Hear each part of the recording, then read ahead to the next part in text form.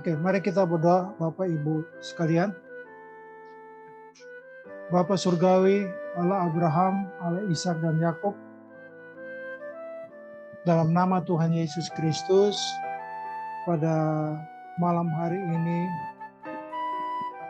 kami akan melakukan penelahan kitab tentang penundaan yang membinasakan sesi 5. Ya Bapa Surgawi, kami mohon Roh yang Kudus memimpin menyertai seluruh acara ini, baik sebagai pembawa materi penelahan Alkitab maupun kuasa-Mu Roh yang Kudus juga memimpin kami dalam diskusi satu dengan yang lain. Biarlah kiranya penyertaan-Mu terus kepada kami saat ini, dari awal pertengahan hingga akhir. Di dalam nama Tuhan Yesus kami sudah berdoa. Amin. Bapak, Ibu, saudara sekalian, pada malam hari ini kita akan masuk penelahan kitab di GSK Rehoboth Perdataam di sesi kelima tentang penundaan yang membinasakan. Untuk bagian pertama adalah kodrat dosa yang ditanggulangi. Kemudian yang bagian kedua, proses yang tidak boleh ditunda. Ketiga, berakibat fatal. Keempat, berurusan dengan Allah. Dan yang kelima, terakhir adalah momentum yang berharga. Kita mulai dengan bagian yang pertama, kodrat dosa yang ditanggulangi.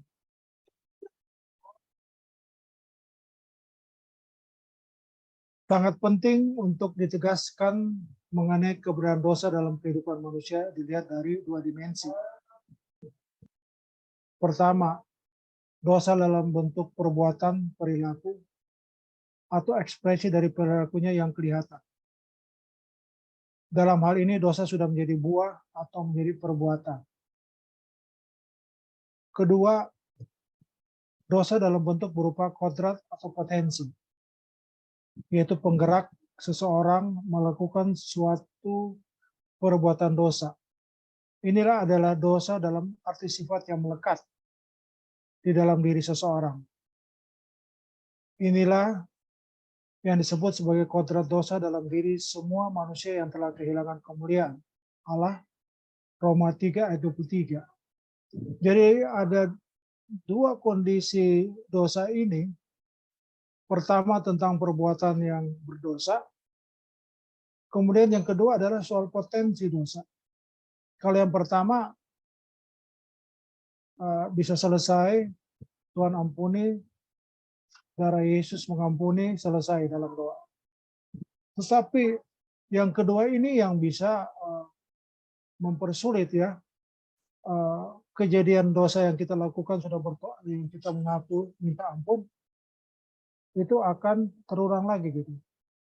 Jadi potensi dosanya gitu. Nah ini yang beratnya di situ ya. Kemudian kita lanjut lagi kepada slide yang kedua. Kalau kita meminta pengampunan atas perbuatan dosa kita, kita juga harus melihat dan mengakui betapa buruk keadaan yang ada di dalam diri kita. Yaitu dosa dalam bentuk atau berupa kodrat atau potensi, yaitu penggerak kita di dalam melakukan suatu perbuatan dosa. Ini yang tadi di bagian kedua yang disebut dengan potensi atau penggerak dosa, ini yang sulit untuk kita tanggulangi dalam waktu yang singkat. Langkah menyelesaikan kodrat dosa antara lain, pertama, mendengarkan firman yang benar, sebab firman itu menguduskan. Yohanes 17 ayat 17. Firman bukan menguduskan perbuatan dosa yang sudah dilakukan, tetapi firman menguduskan potensi dosa di dalam diri kita. Adapun perbuatan dosa yang dilakukan dapat diselesaikan dengan darah Yesus. Yang ini tadi yang pertama ya, dengan darah Yesus didoakan selesai. Tetapi kodrat dosa diselesaikan dengan ketekunan, mendengarkan firman, yang mengubah cara berpikir sehingga memperoleh kemerdekaan dari dosa. Dengan cara berpikir berubah, kita lanjutkan dengan tindakan gitu. Kedua adalah dipimpin oleh Roh Kudus. Roh Kudus menuntun orang percaya kepada seluruh kebenaran. Berdoa sebenarnya bukan sesuatu yang mudah dilakukan. Dalam kenyataannya, banyak orang Kristen yang tidak sanggup menyediakan waktu secara teratur menjumpai Allah. Dalam perjumpaan dengan Allah, banyak hal yang terjadi di luar pengertian kita. Secara adikodrati, Allah mengubah kita melalui perjumpaan dengannya dalam doa. Itulah sebabnya doa adalah sesuatu yang mutlak, harus dilakukan secara teratur dan konsisten. Jadi, saudara kekasih, sekalipun kita lakukan upaya bagaimana potensi dosa itu kita bisa selesaikan, paling tidak mengurangi dari waktu ke waktu, itu perlu pergumulan karena masuk ke dalam wilayah adikodrati, saudara kekasih. Kita berjumpa kepada Bapa di sorga dalam doa untuk kiranya apa yang terbaik menurut tuntunan dari Roh Kudus itu dapat kita lakukan perubahan terhadap potensi dosa kita. Segala kejadian yang orang percaya alami bisa memuat berkat kekal. Segala kejadian di sini dituliskan bisa memuat berkat kekal. Ini sering disalahartikan bahwa kalau segala kejadian yang buruk misalnya, itu bisa dianggap kutuk gitu. Nah, pengertian itu harus kita jauhkan karena kutuk sudah selesai di kayu salib. Sehingga apapun kejadian yang buruk sekalipun, apabila kita betul-betul dalam persekutuan Roh Kudus dengan Tuhan, maupun mengetahui, membaca firman, itu bisa menjadi berkat kekal. Dalam hal ini respon kita terhadap setiap kejadian harus positif, ya, yaitu menerima dengan ucapan syukur, guna menangkap maksud Tuhan di balik kejadian yang kita alami. Jadi kita jangan langsung merespon setiap kejadian seperti reaktif, maksudnya langsung versi kemampuan potensi akali kita, tapi bisa bertanya apa maksudnya kejadian yang kita alami di balik kejadian ini gitu. Yang tentu itu katakanlah buruk ya, itu yang perlu kita antisipasi di awal menerima kejadian yang buruk sekalipun. Nah, bagian kedua ini adalah proses yang tidak boleh ditunda. Allah sebagai arsitek jiwa mengerti bagaimana mendesain keadaan untuk membidik kelemahan-kelemahan kita sampai pada perubahan permanen, yaitu mengenakan kodrat ilahi. Jadi saudara kekasih, kalau bicara kodrat ilahi berarti kita konsentrasi fokus kepada potensi dosa ya. Karena potensi dosa itu sudah menjadi tradisi kebiasaan sejak kecil, remaja sampai dewasa sekalipun. Ya. Nah, itu akan diubah oleh Tuhan sebagai arsitek jiwa. Apakah kita mengerti pemikiran seperti ini, maksud seperti ini? Nah, ini tentu lewat firman, pembacaan firman maupun dengan doa-doa secara kontinu kepada Dia ya. Sehingga dari doa-doa tersebut Tuhan akan memberi tahu bahwa kelemahan-kelemahan kita itu seperti apa untuk diperbaiki. Oleh sebab itu kita harus mensyukuri setiap kejadian yang Allah izinkan terjadi dalam hidup kita. Pada waktu itulah dia harus belajar untuk mengendalikan dirinya. Dia itu maksudnya kita ya. Pada saat momen kejadian buruk sekalipun, kita harus siap untuk mengandalkan diri. Kejadian semacam itu bisa terjadi berulang-ulang. Hal ini adalah kesempatan di mana kita harus dapat mengendalikan diri. Sebagai hasilnya, monster kemarahan dapat dimatikan. Kalau bicara monster, bukan soal kemarahan saja. Banyak yang lainnya, monster-monster yang menjadi sifat dasar kebiasaan manusia di bumi ini gitu ya.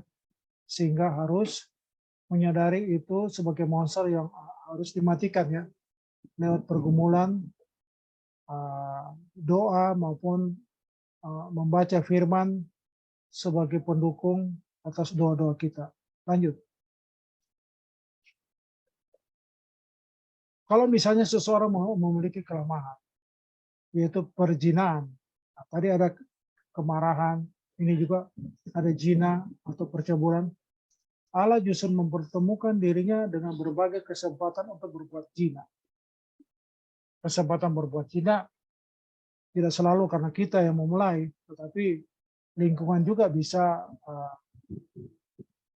mendukung sehingga kita akhirnya terpengaruh.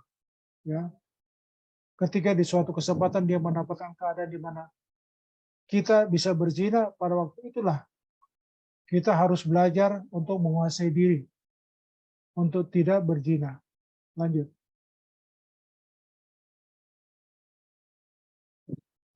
Inilah yang disebut sebagai sekolah kehidupan atau proses pemuridan yang dipimpin dan dikawal langsung oleh Roh Kudus dalam kehidupan orang percaya yang mengasihi Allah.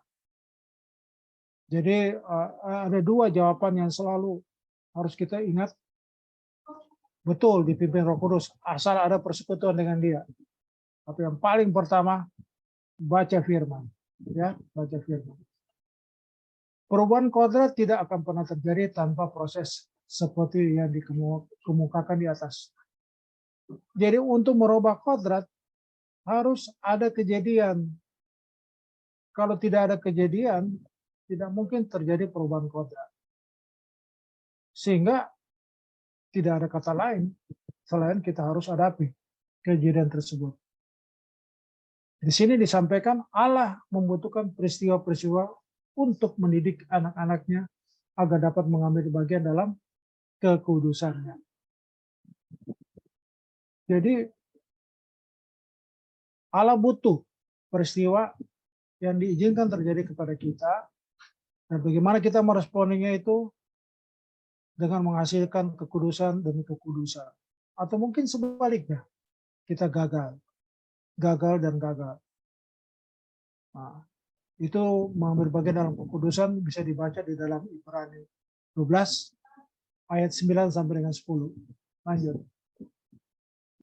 Oleh sebab itu jangan kita berpikir penundaan itu sesuatu yang bisa dianggap tidak berisiko. Penundaan dapat mendatangkan risiko tinggi sampai pada kebinasaan. Maksud daripada menunda ini artinya entar dulu. Yang penting rutinitas di dalam kegiatan orang percaya kita lakukan. Maksudnya rutinitas ke gereja, berdoa, pelayanan, ya. Tetapi inti daripada capaian untuk mencapai kekudusan, untuk kerjasama ya dengan Roh Kudus, untuk bagaimana mematikan potensi dosa kita atau monster kita, itu tidak akan terjadi. Karena kita katakan dalam hati kita atau jiwa kita, entar. Jadi katakanlah arsitek ini ingin mengubah ya, mendesain, merancang kembali jiwa kita bilang entar dulu. Nah, itu kan menunda, itu punya risiko. Sebab kalau kita tunda-tunda, umur makin bertambah, rasanya makin hari makin sulit. Lanjut. Kita masuk ke bagian ketiga, berakibat fatal. Dalam Matius 25 ayat 1 sampai 13, kita dapat menemukan perumpamaan mengenai 5 gadis yang bijaksana dan 5 gadis yang bodoh. Sangat besar kemungkinan 5 gadis bodoh memperhitungkan bahwa minyak yang dibawanya belum tentu cukup, tetapi mereka mengambil risiko untuk menunda, mempersiapkan minyak cadangan. Akhirnya penundaan tersebut berakibat sangat fatal. Mereka tidak diperkenankan masuk ke dalam pesta perjamuan. Jadi antara perbandingan gadis bodoh ini tidak mempersiapkan diri lebih dengan melihat kondisinya dia yang pas-pasan soal minyak tersebut, sehingga akhirnya berakibat fatal, tidak diperkenankan masuk dalam pesta perjamuan. Lanjut.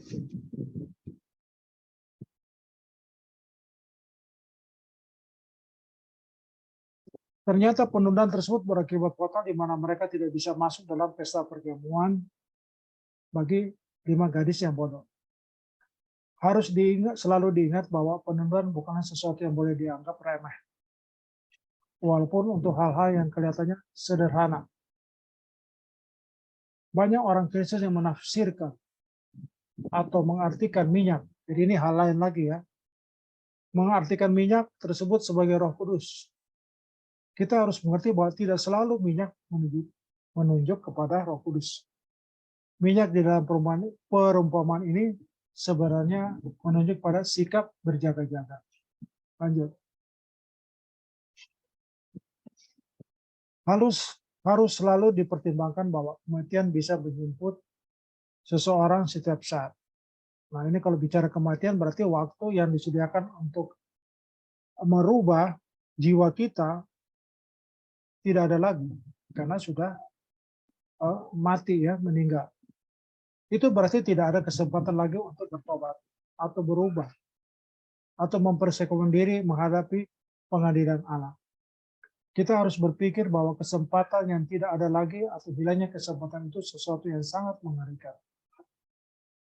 Dalam pengertian ini adalah waktu kita harus gunakan semaksimal mungkin untuk bisa siap jiwa kita dirancang ya kembali seperti yang arsitek kehidupan itu inginkan gitu, yaitu Tuhan sendiri. Kuasa gelap selalu menyuarakan bahwa nanti selalu masih ada kesempatan untuk bertobat dan berubah. Sebenarnya kuasa gelap itu bisa juga bisa setarakan seperti kesibukan duniawi kita, ya, sehingga pertemuan doa dengan Tuhan selalu tertunda-tunda ya. Hal inilah yang membuat banyak orang menunda melakukan pertobatan dan memberi diri dibentuk oleh Allah demi perubahan untuk serupa dengan Yesus. Lanjut. Di dalam kesempatan yang Allah berikan, kesempatan di sini berarti ya kita harus tahu diri lah. Waktu yang ada harusnya kita optimalkan tadi. Terdapat berkat yang tidak akan pernah terulang pada waktu yang berbeda. Itulah sebabnya penundaan bisa dikatakan juga menolak anugerah yang Allah sediakan. Tentu tindakan seperti ini sangat mendukakan hati Allah Bapa.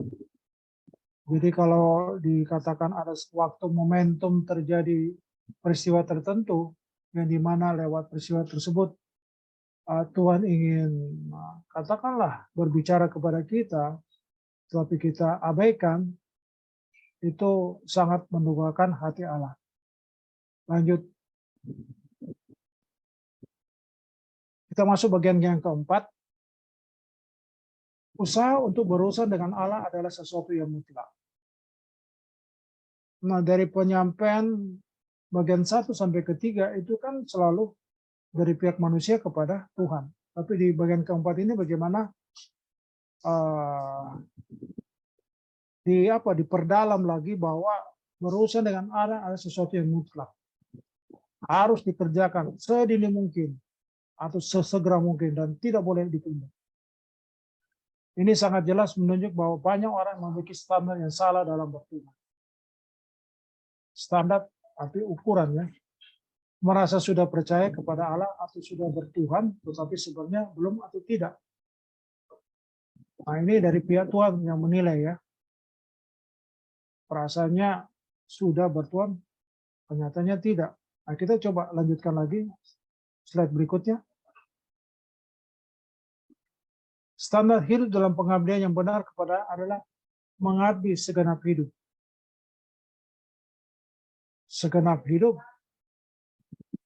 akal, budi, ya, akal budi kita semuanya ya, waktu, semua kita aktif dalam bertanggung jawab terhadap hidup kita sekaligus. Di situ juga supaya pertanggungjawaban kita kepada Tuhan.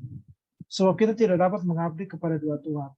Jadi waktu kita melakukan tanggung jawab di dunia ini, bumi ini, harusnya itu tanggung jawab tidak dibatasi oleh kepentingan kesementaraannya atau kepentingan keluarga saya, tetapi harus di garis tebal bahwa semua untuk Tuhan dan akhirnya keluarga menikmati, ya, bukan dibalik, ya.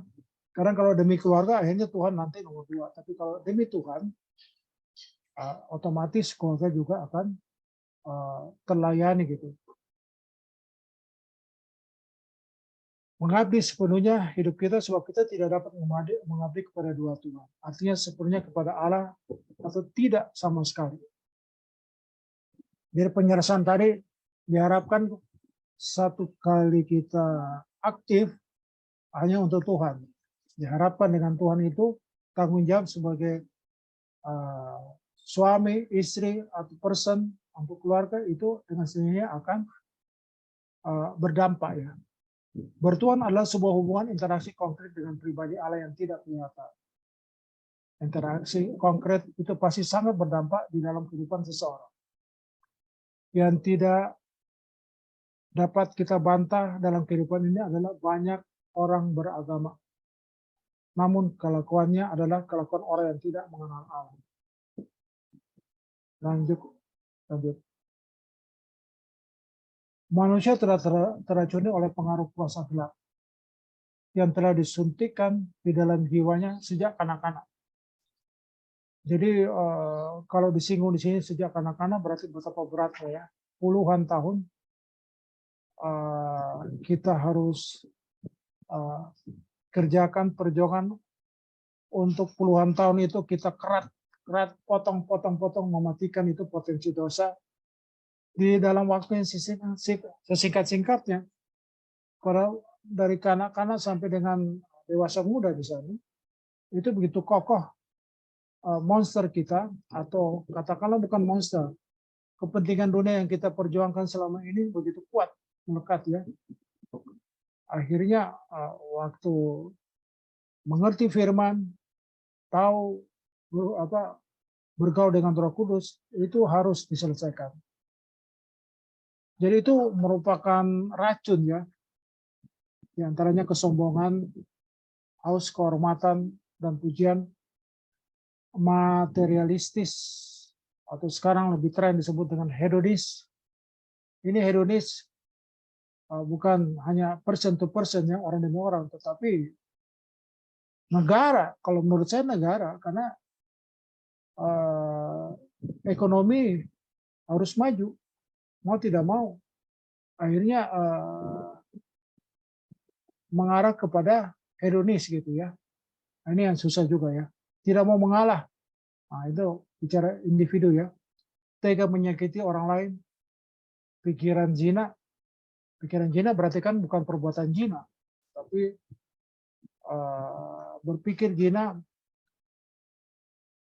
itu sudah termasuk golongan penyimpangan ya, kemelesetan di dalam jiwa kita gitu, dan lain sebagainya. Lanjut. Sangat ironis bahwa para rohaniawan, teolog, dan pendeta adalah orang-orang yang tidak mengenal dirinya sendiri. Nah ini biasanya yang memotori perubahan jiwa, ya, perkenanan kita kepada Tuhan jemaat itu adalah pendeta, para teolog. Nah kalau ini disinggung di sini pendeta, berarti benar-benar pendeta harus tepat, ya, benar, tepat untuk menggembalakan jemaatnya. Nah, ini para pendeta mereka tidak tahu kalau mereka sebenarnya tidak tahu. Hal ini bisa terjadi karena mereka menunda berurusan dengan Allah secara benar, sehingga mereka tidak mengenal diri sendiri secara benar. Jadi penyampaian pemahaman tadi sebelumnya kan secara individu, ini sekarang diangkat kepada para pendeta gitu. Harus lebih dulu memberi contoh, ya. Lanjut. Dan kita masuk ke bagian terakhir. Pada umumnya atau hampir semua manusia, fokus hidupnya hanya tertuju kepada dunia ini, yaitu apa yang kelihatan, yang dapat dirasakan, dapat menjadi kebanggaan atau menjadi nilai diri. Nah, kalau bicara semua manusia, ya semualah, termasuk para pendeta dalam gereja, ya. Jadi pikiran seperti ini sudah merasuk kemana-mana saja, termasuk ke dalam dunia pelayanan gitu. Nilai diri di sini terkait dengan gairah dalam hidup, yaitu memperoleh kehormatan, pujian, atau sanjungan dari manusia. Ini yang tadi disinggung di bagian yang kedua kalau nggak salah. Bagaimana arsitek jiwa itu ingin memperbaiki nilai diri kita, kebanggaan kita, bukan untuk diri sendiri atau kelompok, tetapi untuk Tuhan. Orang-orang seperti ini biasanya hanya mempersoalkan nilai yang diperoleh dari manusia, tetapi tidak mempersoalkan penilaian Allah terhadap dirinya. Oke, lanjut. Harus diingat bahwa realitas bukan hanya sesuatu yang dapat dilihat, didengar, dan disentuh secara jasmani saja. Allah adalah realitas di atas segala realitas. Amin. Jadi realitas ini, Allah yang realitas itu karena selalu dihubung-hubungkan setelah meninggal dulu baru realita itu dirasakan. Padahal pada saat kita bersekutu dengan Tuhan, bergumul dengan Tuhan lewat Roh Kudus maupun pembacaan firman Tuhan, Allah di situ bisa nyata gitu. Allah adalah realitas lebih dari apapun dan siapapun dalam kehidupan ini. Jadi enggak nunggu mati dulu, meninggal dulu baru katakan sorga itu realitas, Allah itu realitas, nunggu meninggal dulu. Tetapi sekarang, karena nyata kasih penyertaannya, ya. Mengapa demikian? Sebab kalau seseorang berinteraksi dengan Allah, sebab akibatnya akan berdampak di dalam hidupnya. Nah, ini ya, berdampak dalam hidup, yaitu bukan hanya sementara, melainkan dampak dalam kekekalan. Jadi kekekalan tidak menunggu meninggal dahulu, tetapi dari sekarang. Oke, lanjut. Dampak yang ditimbulkan dari sebuah perjumpaan atau pertemuan dengan Allah adalah dampak yang tidak bisa diakibatkan atau dihasilkan oleh apapun dan siapapun. Jadi memang ini sangat spesifik, fokus utama untuk kita benar-benar berurusan dengan Allah dalam setiap peristiwa-peristiwa atau katakanlah momentum kejadian yang kita alami, sekecil apapun, sehingga kerjasama antara arsitek kehidupan yaitu Tuhan sendiri dengan kita yang ingin diperbaiki jiwanya itu dapat berlangsung seperti yang Tuhan inginkan. Ini yang dimaksud bahwa Allah lebih dari segala realitas. Karena nyata dia, ya, kita mengaku Tuhan itu hidup. Nah, mari kita berperilaku dalam menghadapi segala urusan dengan sesuatu yang hidup, yaitu Bapa itu sendiri lewat Roh-Nya Kudus. Jadi kalau seseorang belum mengalami dampak yang sangat khusus dan istimewa, yang hanya bisa dilakukan oleh Allah, berarti orang itu belum mengalami perjumpaan atau pertemuan dengan Allah dengan benar. Dan dia juga belum memiliki kehidupan yang bertuhan dalam arti yang benar. Nah ini benar-benar kalimat ini sebagai puncak persekutuan kita secara kontinu ya kepada Tuhan, momentum dengan momentum, sehingga walaupun kita belum meninggal, kondisi yang diharapkan, momentum yang berharga itu terjadi terus, berlangsung terus dari waktu ke waktu, dari hari ke hari dalam kehidupan orang percaya. Untuk mengalami Allah sebagai realitas, ada harga yang harus dibayar. Pembayarannya tidak boleh ditunda. Artinya bicara tunda berarti bicara waktu. Menunda kan? Menunda berarti ntar, besok atau nanti. Nah kita sehingga momentum-momentum yang Tuhan ingin bicara dengan kita itu terlewatkan. Pembayarannya harus dilakukan segera. So ada momentum-momentum yang Allah sediakan untuk berinteraksi dengan orang percaya. Kalau momentum-momentum itu disia-siakan karena menunda berusaha dengan Allah, seseorang akan kehilangan kesempatan yang berharga itu untuk selama-lamanya. Itulah sebabnya di dalam Yesaya 55 ayat 6, firman Tuhan mengatakan, carilah Tuhan selama ia berkenan ditemui. Berserulah kepadanya selama ia dekat. Ayat ini jelas menunjukkan bahwa ada waktu di mana Tuhan tidak dapat ditemui lagi. Itu berarti ada momentum yang menjadi kesempatan seseorang dapat mengalami Tuhan sebagai realitas. Kalau momentum itu disia-siakan, seseorang akan kehilangan anugerah itu untuk selama-lamanya. Ya, demikian penyampaian sesi kelima tentang penundaan yang membinasakan. Terima kasih. Ya, terima kasih Pak James sudah menyampaikan pemaparan yang kita sudah dengar malam hari ini. Kemudian sekaligus saya buka kesempatan untuk kita saling diskusi, sharing, tanya jawab, silakan kalau ada. Kita sambung minggu depan di sesi yang ke-6 ya. Oke. Terakhir. Ya. Terakhir. Oke, mari kita satu dalam doa. Bapa di dalam surga, kami bersyukur untuk pertemuan malam hari ini. Kami bersyukur untuk terima kasih untuk pertolongan Tuhan, untuk penyertaan Tuhan, hingga pembelajaran ini berguna bagi kami ini Tuhan. Terima kasih Bapak, sebentar kami mau berpisah dalam acara ini dan kami mau beristirahat.